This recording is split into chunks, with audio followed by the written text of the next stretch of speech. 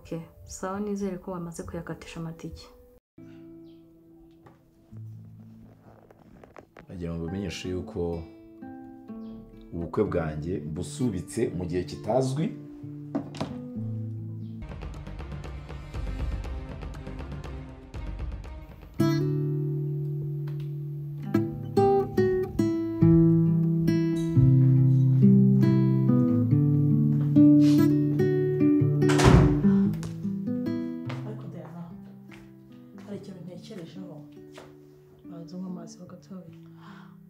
Hari ikintu ntekereje nanakibazaho. Buriya ntushobora gusanga famiye yo kwa Douglas yaramugiye mu matwi ikica ubukwe bwanyu. Oya Daniela, famiye barankundaga kuko niyo najyagayo banyakiraga neza cyane, bamfitiye urukundo tukaganira, ntabwo babikora. Ariko ubundi hari ikintu nkora nibaza utajya unsubiza n'umunsi n'umwe.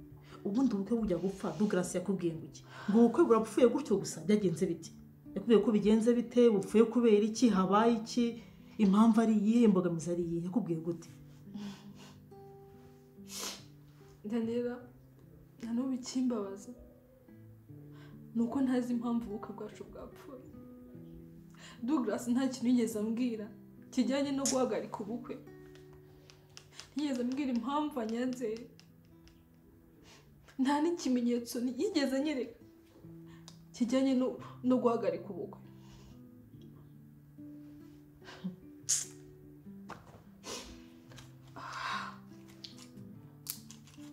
Dore kandi uyu mwiyindi imiti yihorere Diana, ujye kunywa nyinshi, winywa imiti myinshi cyane Diana, yihorere no kurukimana wayihoreye Diana, imiti yo kwica. Wakumvise wahise kwidurura gutyo. Douglas, why?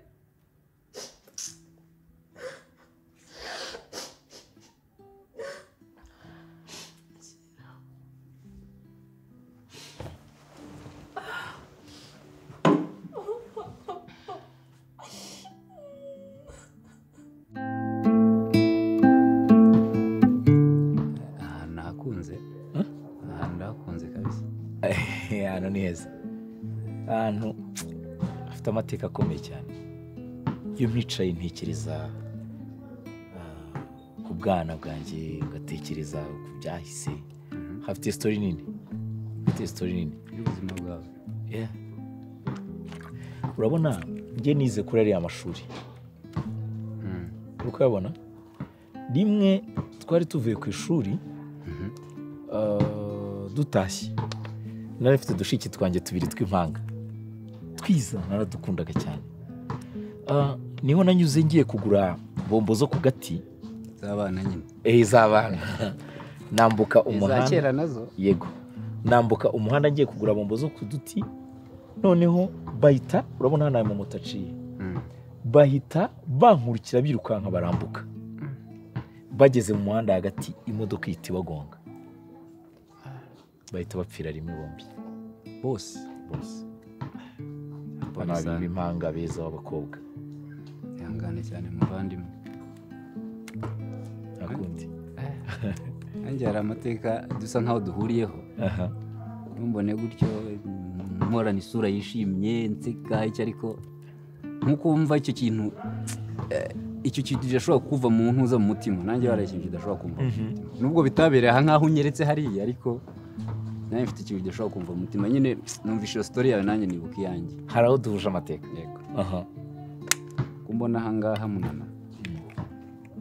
Munana ntabwo nakabaye ndi kuri iyi si y'abazima. Nibyo ndi nyine Uwiteka bakomeza kwita, hari icyo barakuvuzeho nyine akomeza kwita ku bantu be. Byagenze bite wowe?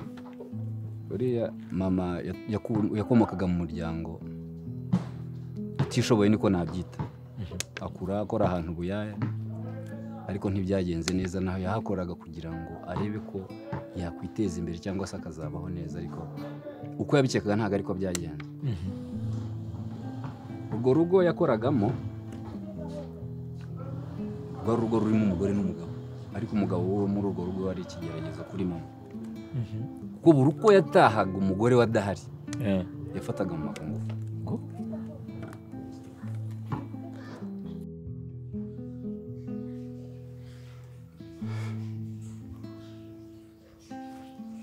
Mama Anje, mereza izo nkweto.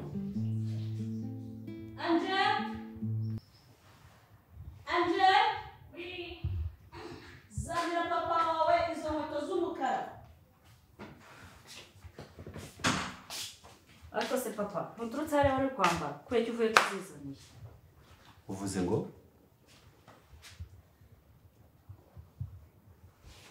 Ariko nta soni uba ufite gusubiza papa wawe gutyo. Anje garuka hano. Anje garuka hano. Anje rero ufite imyitwarire ntaza aho kwikura. Anje nutitonda ndaza kubonana nawe. Turaza kuvugana. Ngaho mpereza izo nkweto.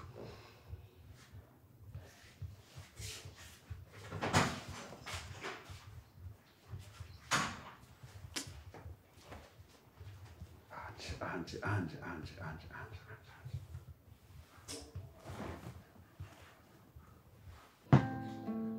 Muri izo ngeso uko bigiye nyine mama nawe akabiceceka ntabivuge.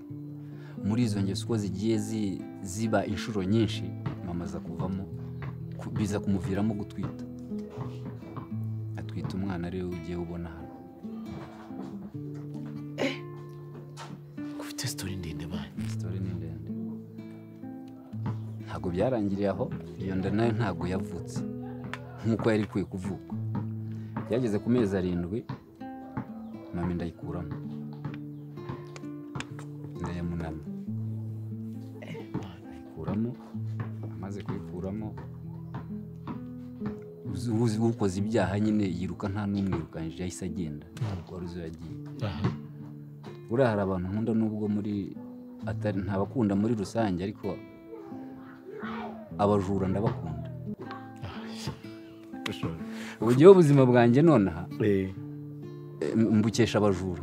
Ntago ari benshi nako ni umujura. Ariko ni story ndende. Umujura yaje aje kwiba ikoti. Ikoti y'umusaza. Yego. Simbuka igipangu, amaze gusimbuka igipangu yinjiyemo yumva akana karimo karerera ahantu mu mwobo. Mama wawe yakuyemo inda Aragenda ashaka kujugunya mu mwobo. Yego. Uko byagenze. Aha. Genda Imana ikora ibitangaza byayo nyine ubwo yohereje umujura niko nabyita. Umujura aje kuri gahunda ye kuri misiyo ye yo kwiyibira. Ariko nawe ni umujura ufite n'ubumuntu.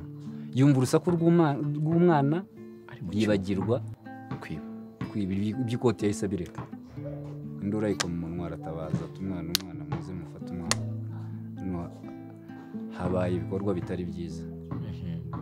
Abantu barahurura baraza barasanga umwana aracyari muzima ariko nyine nk'umuntu watawe kandi wakuwemo inda igihe kitaragera. Umva inda amezi 7 ni ibibazo. Bihutishwa gutwara umwana kwa muganga. Ari nako bihutira kujya gushaka umuntu wakuwemo kuko bari bazi umuntu ufite inda muri urwo rugo. Byaje kugenda gute? Yamaze gukuramo inda ubona kwita mu maragenda aratoroka araguruka. Ntabwo akorera ikosa aho ngaho umuntu ahaguma. Nyuma bagiye kumushaka basanga bamusifatiye Nyabarongo agiye kwiyahura. Arumva baramugaruye. Akigera mu rugo aho nakwita urugo nyine navukiyemo mu buryo aho butari bwiza aho ngaho nyine muri uwo muko aho yari yakoraga ubuyaye. Yego. Asanga witwa umugabo nyine wamuteye iyo nda. Akihagera bari barimo gukora amazi muri urwo rugo. Afata igice cy'itiyo abacyashije mama mu mutwe. Ntabwo yarenze aho niho umwuka wahise urangira. Ako kanya bahamagaye inzego z'umutekano. Story ndende. Ukabona abantu baseka ariko hari byinshi baba baranyuzemo.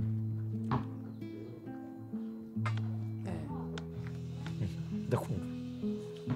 Bo bahamagaye inzego z'umutekano zitwara rumva ntago bari kureka muzehe yisha umuntu. Yego.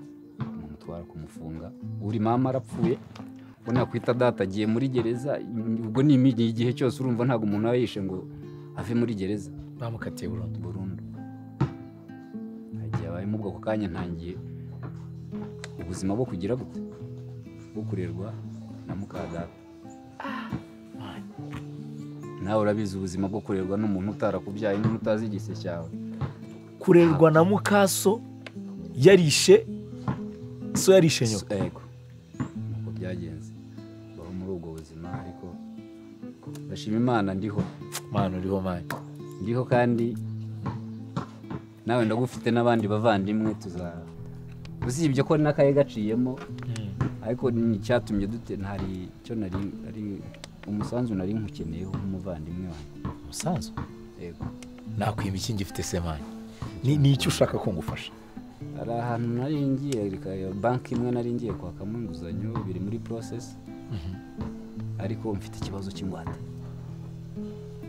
kandi bazi ko nyifite bazi ko ingwate nyifite urumva iyo ukeneye ikintu nta rimwe na rimwe kote negative urazihisha kugira ngo abo ukeneye ikintu baba bakiguha rero ni muri urwo rwego nkeneye ubufasha bwawe byaba muri ya mazu yawe byaba muri bya bibanza byawe bamfasha ukantiza ingwate nkareba ko nakomeza ubuzima bwawe nanjye nkubaka ejo heza hazaza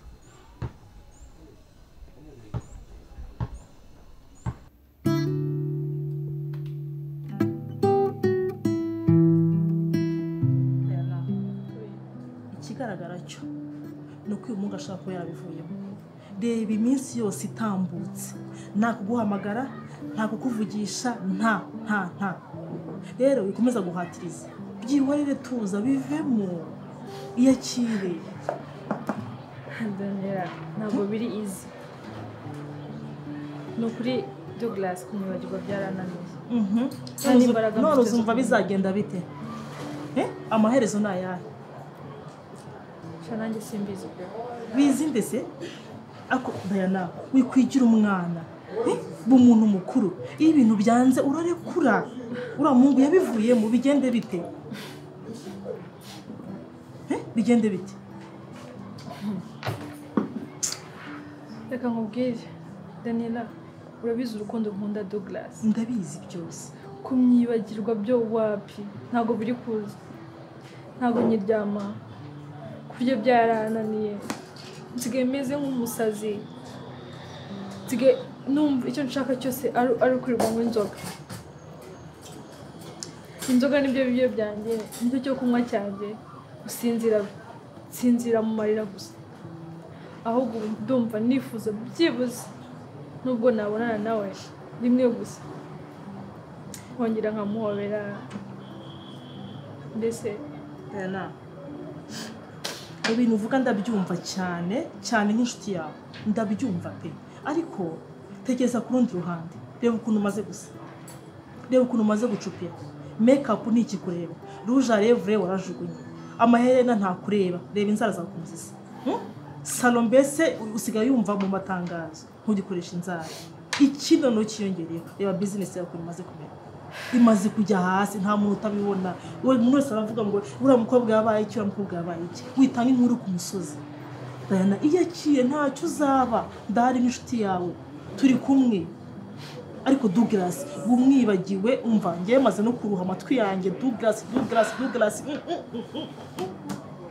niba unkunda Diana niba wumva ndi inshuti yawe Douglas umushyize ku ruhande no way gusa Douglas yarambabaje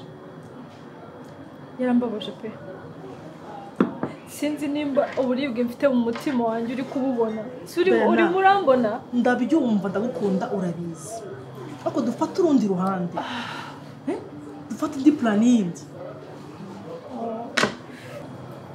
uburibwe Douglas yanteye sinzi nimba hari umuhungu uzongera kunyoberaho ngaje kunsaba urukundo gusa uzabikora wese azicuza ku buzima bwe bwose